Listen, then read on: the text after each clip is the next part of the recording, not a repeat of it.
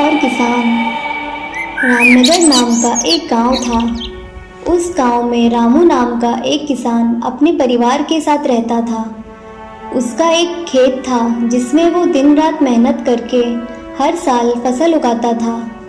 और जब फसल तैयार हो जाती थी तब रामू फसल काटने के लिए एक दिन तय करता था। और जब वह उस दिन फसल काटने जाता था तो उसकी सारी फसल खराब हो जाती थी, मानो किसी ने जानबूझकर खेत में फसल नष्ट करने की दवा डाल दी हो। लेकिन रामू बहुत मेहनती था। वो हर बार दोबारा नई फसल उगाता था। हर बार की तरह इस बार भी रामू ने फसल काटने का दिन तय किया।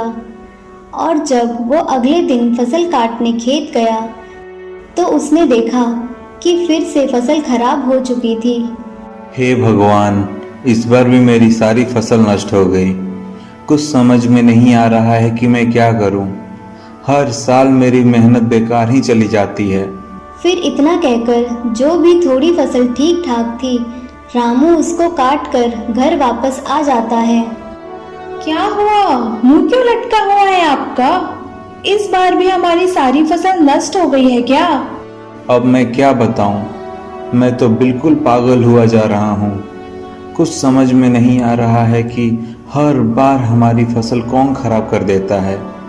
इस तरह थोड़ी बची कुची फसल से हम कब तक इस गरीबी में गुजारा करते रहेंगे।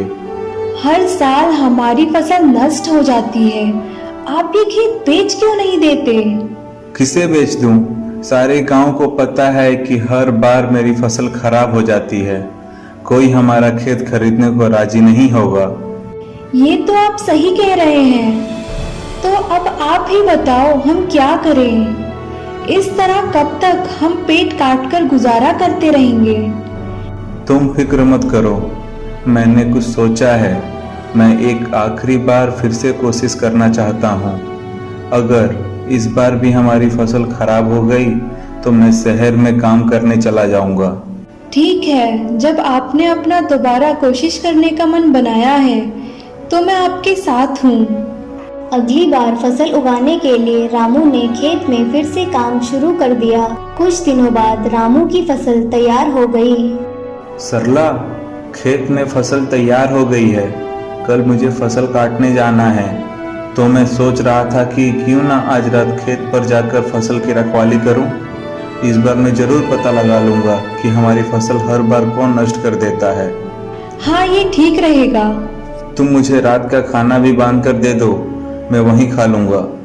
और फिर थोड़ी देर बाद रामू खाना लेकर अपने खेत की ओर चल देता है। इस बार तो मैं जरूर पता लगा लूंगा कि मेरी फसल कौन खराब कर देता है। धीरे धीरे शाम हो गई। वहीं खेत के पास से एक गांव वाला गुजरा।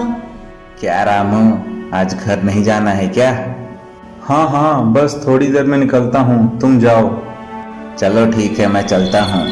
फिर रामू देर रात तक खेत के पास ही बैठा रहता है। अचानक से उसको खेत में किसी के चलने की आवाज़ आती है। वो चौंक जाता है और कहता है, हो ना हो, कहीं ये वही तो नहीं जो मेरी हर साल फसल खराब कर देता है।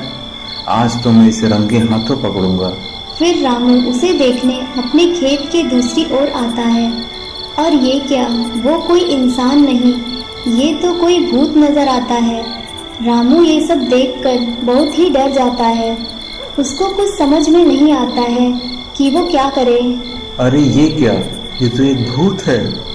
ये मेरी फसल क्यों नष्ट कर रहा है? ये भगवान, अब मैं क्या करूं? मैं तो इसे रोक भी नहीं सकता। अगर इसने मुझे देख लिया तो कहीं मुझे मार ही ना दे। अभी मैं यहाँ से चला जाता हूँ, यही ठीक होगा। कम से कम जान तो बचेगी। फिर रामू अपने घर वापस आकर अपनी पत्नी को खेत में जो भी हुआ वो सब बताता है। ये आप क्या कह रहे हो? कोई भूत हमारी फसल हमेशा से खराब कर रहा है।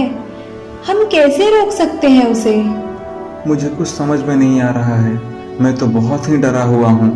कल सुबह होते ही गांव वालों से इसके बारे में बात करूंगा। हाँ, यही सही रहेगा।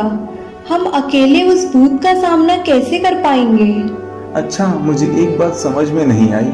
गांव में और भी तो खेत हैं, उनमें भी तो फसल लगती है, लेकिन भूत और किसी की फसल को खराब क्यों नहीं करता है?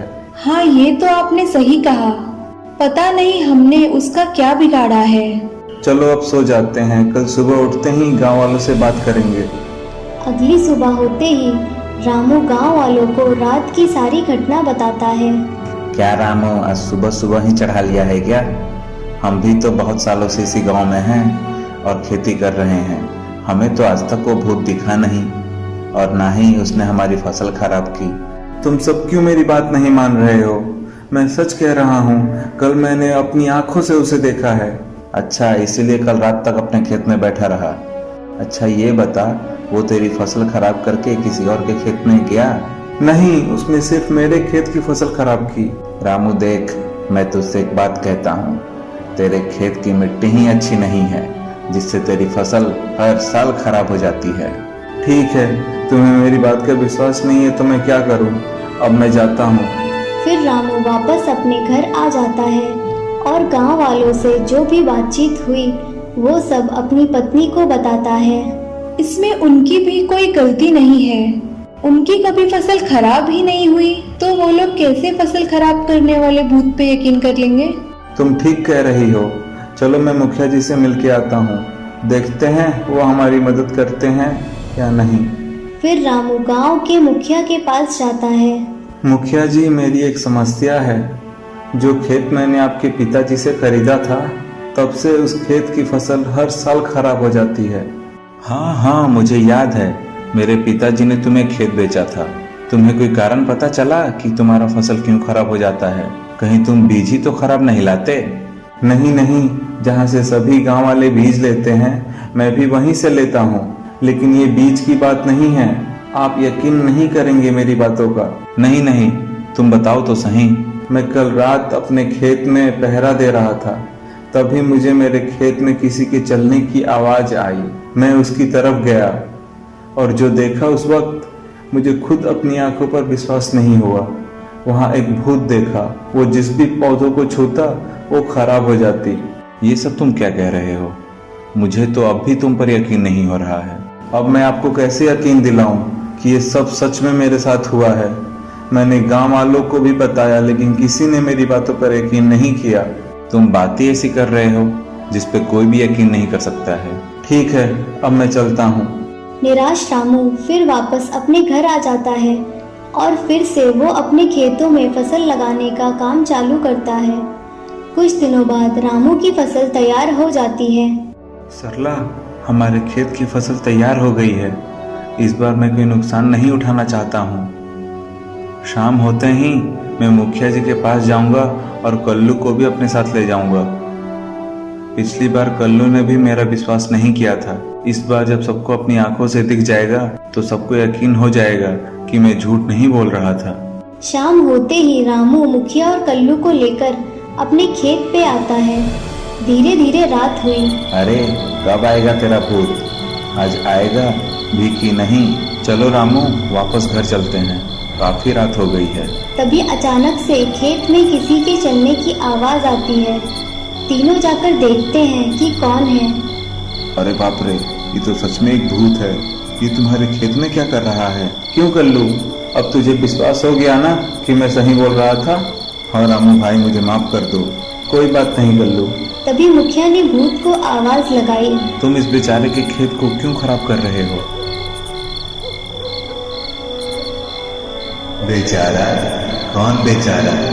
जब मुझे इस खेत में मरता हुआ छोड़ दिया था तब बेचारा नहीं था। रामू, ये क्या कह रहा है? मुझे कुछ पता नहीं है। ये किसके बारे में बात कर रहा है? ये खेत मुखिया का ही है ना? हाँ, ये खेत उन्हीं का है, लेकिन बहुत साल पहले मैं उनसे ये खेत खरीद लिया था। अब ये खेत मेरी है। मुझे ये बात पता नहीं थी कि तुमने ये खेत खरीद लिया है, नहीं तो मैं तुम्हारी फसल कभी खराब नहीं करता। मुझे माफ कर दो। लेकिन मुझे ये बताओ, तुम्हारे साथ मेरे पिताजी ने किया क्या था? तुम मुझसे क्या पूछ रहा है? तुम अपने बाप से जाकर पूछ, उसने मेरे साथ क्या किया था। उन्हें मरे तो कई साल हो गए, अब तुम ही बताओ तुम्हारे साथ क्या किया था उन्होंने? मरने से पहले मैं इसी खेत में खेती किया करता था।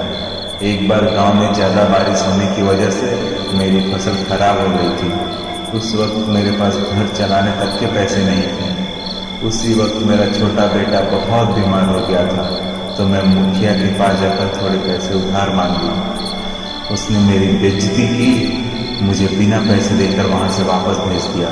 मैंने उनके पैर पकड़े कि मेरे बच्चे को बचा लो, वो बहुत बीमार है, उसका इलाज नहीं हुआ तो वो मर जाएगा।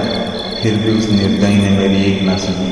थोड़े दिन बाद बिना इलाज के मेरा बच्चा मर गया।